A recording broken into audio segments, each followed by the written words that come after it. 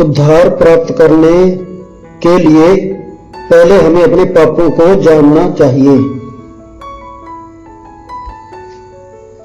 Bible says, क्योंकि तुम परमेश्वर की आज्ञा को टालकर मनुष्यों की रीतियों को मानते हो, मनुष्यों की परंपराओं का पालन करते हो, बर्तन भांडे धोना और ऐसी ही दूसरी चीजें तुम करते हो।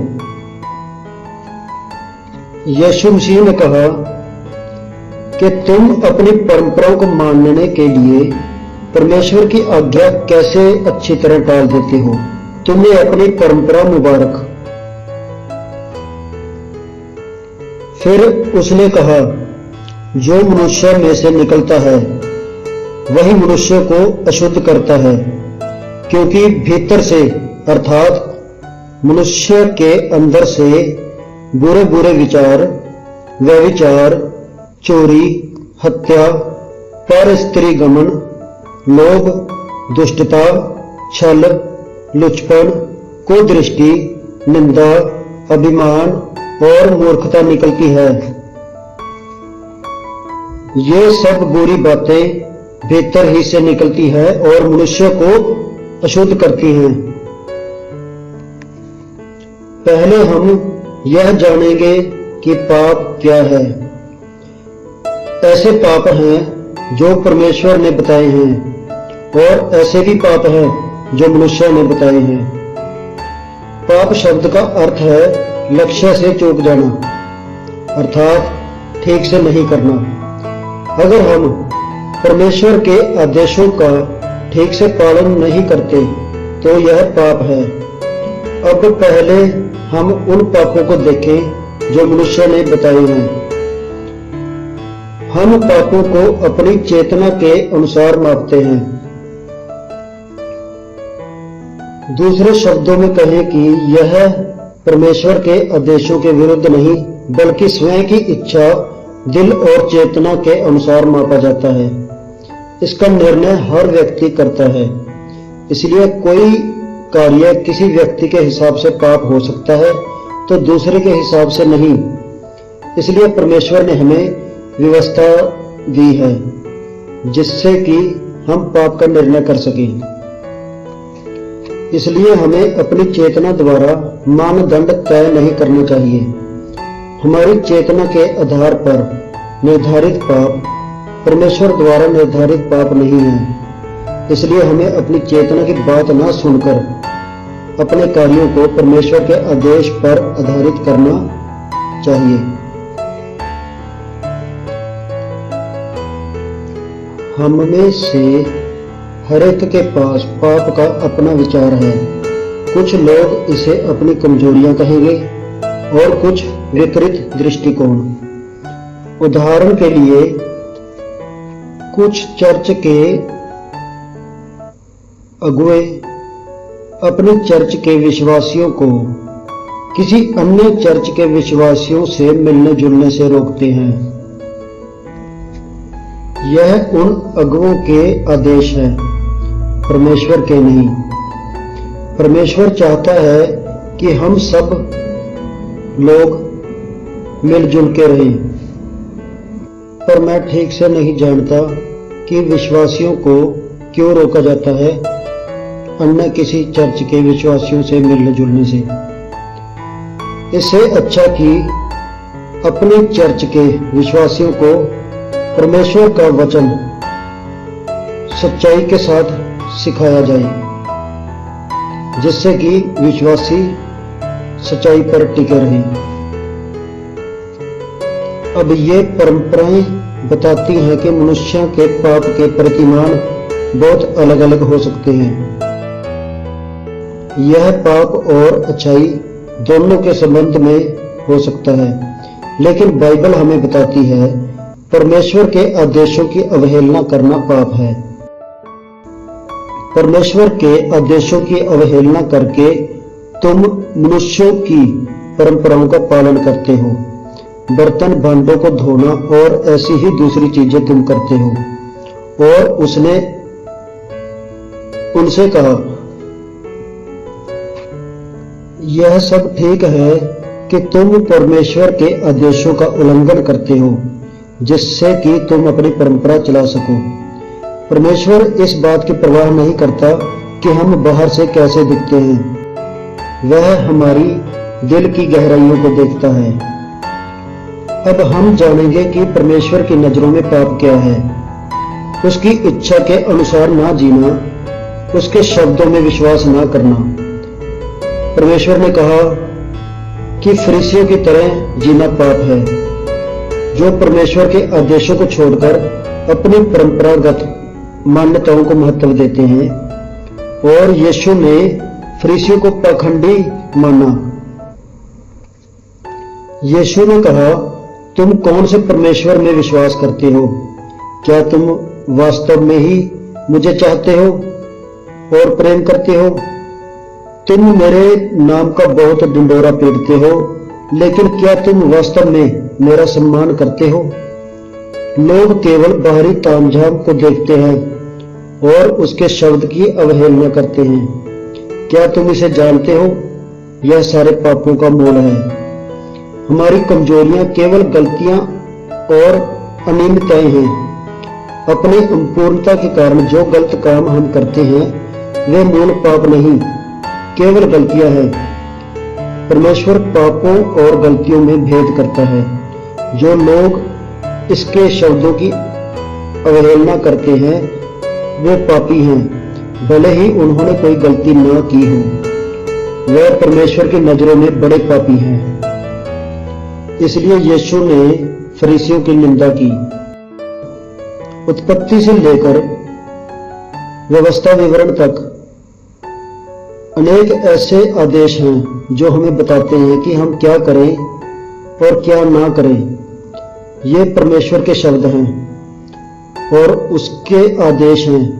हो सकता है कि हम उसकी पूरी तरह पालना ना कर सकें या बिल्कुल भी पालना ना कर सकें, लेकिन हमें मानना चाहिए कि वह परमेश्वर के आदेश हैं। उसने प्रारंभ से ही हमें यह आदेश दिए हैं और हमें इन्हें उसी रूप में मानना चाहिए। परमेश्वर ने प्रारंभ में स्वर्ग और आकाश बनाई, फिर उसने कहा उजियाला हो और उजियाला हो गया। उसने सब चीजों का निर्माण किया और उसने व्यवस्था की स्थापना की। और वचन देहधारी हुआ और हमारे साथ रहा और परमेश्वर ही शब्द था। परमेश्वर स्वयं को हमारे सामने कैसे प्रकट करता है? वह अपने आदेशों के माध्यम से स्वयं को प्रकट करता है। वचन ही परमेश्वर है और वह अपने आदेशों के माध्यम से स्वयं को दिखाता है कि परमेश्वर आत्मा है। और हम बाइबल को क्या कहते हैं? हम इसे परमेश्वर का वचन कहते हैं।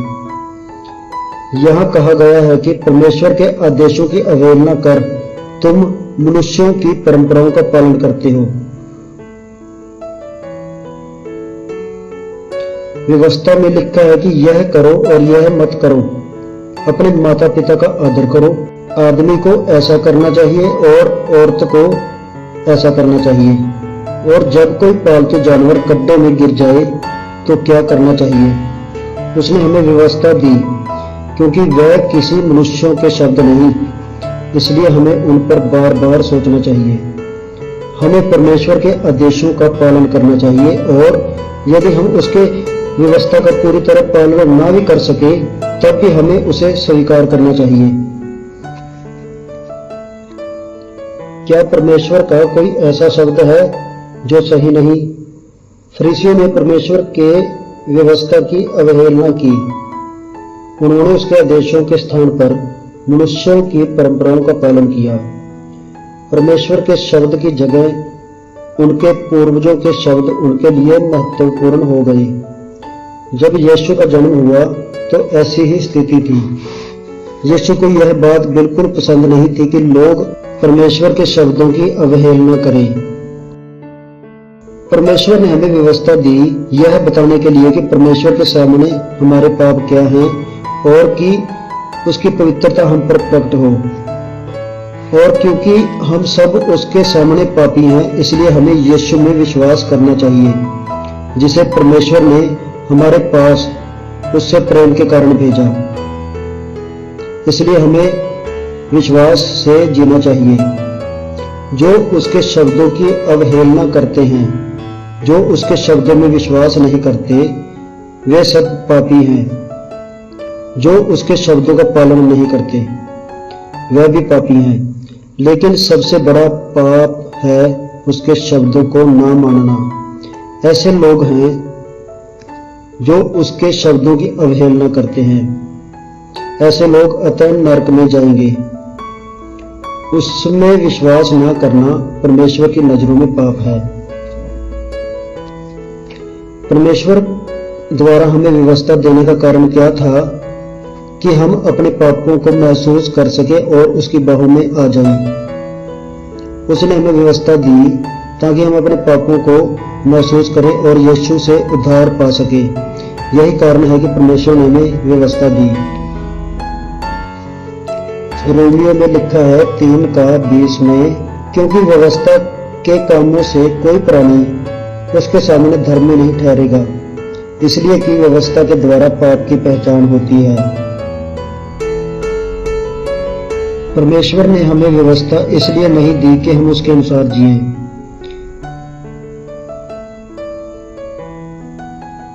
फिर वह ज्ञान क्या है जो हमें व्यवस्था से मिलता है?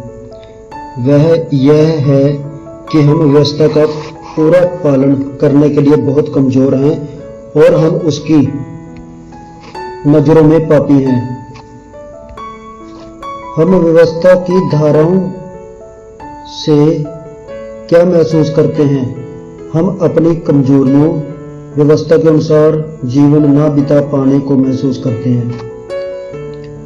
हम महसूस करते हैं कि हम परमेश्वर की रचना हैं और बहुत महत्वपूर्ण हैं। हम महसूस करते हैं कि हम उसकी नजरों में पापी हैं और उसकी व्यवस्था के अनुसार हम सब नरक में जाएंगे। जब हम अपने पापों को, अपनी कमजोरियों को, लाचारी को महसूस करते हैं, तो हम क्या करें? क्या हम पूर्ण मनुष्य बनने की कोशिश करते हैं? नहीं। हमें करना यह चाहिए कि हम यह माने कि हम पापी हैं। हम यीशु में विश्वास करें और उसके पानी और आत्मा के द्वारा अपना उद्धार करें और उसे धन्यवाद दें। उसने हमें व्यवस्था इसलिए दी कि हम अपने पापों को महसूस कर सकें और उनके दंड को महसूस करें, और यह कि यीशु के अलावा हमें नरक में जाने से कोई नहीं बचा सकता। अगर हम यीशु को अपना उद्धारकर्ता मानते हैं तो हमारा उद्धार हो जाएगा। उसने हमें बचाने के लिए ही अपना बलिदान दिया। उसने हमें व्यवस्था यह महसूस कराने के लिए दी कि हम कितने पापी हैं और किस तरह हमारी आत्माओं को बचाया जा सकता है। उसने हमें व्यवस्था दी कि यीशु को हमारे पास भेजा जाए। उसने हमें व्यवस्था दी कि परमेश्वर खुद मनुष्य के रूप में पृथ्वी पर आया और उसने यूहन्ना बपतिस्मा दाता से बपतिस्मा लिया और पूरे मानव जाति के पाप अपने ऊपर लिए और सलीब की तरफ गया। उसने संपूर्ण मानव जाति के लिए अपना बलिदान दिया और फिर तीसरे दिन जिंदा होके स्वर्ग में उठा लिए गए और हम उसमें विश्वास करके बच सकते हैं। हमें यह मानना चाहिए कि हम पापी हैं और केवल यीशु में विश्वास ही हमें पापों से बचा सकता है। हम उसके बच्चे बन जाएं और परमेश्वर की महिमा में प्रवेश करें। हमें उसके शब्दों को समझना चाहिए। जो कुछ भी शुरू हुआ वह उसी से हुआ। हमें उसके शब्दों की शुरुआत करनी चाहिए और उसके शब्द के माध्यम से ही उद्धार को समझना चाहिए। हमें उसके शब्दों के अनुसार ही सोचना और निर्णय करना चाहिए। यही सही और सच्चा विश्वास है।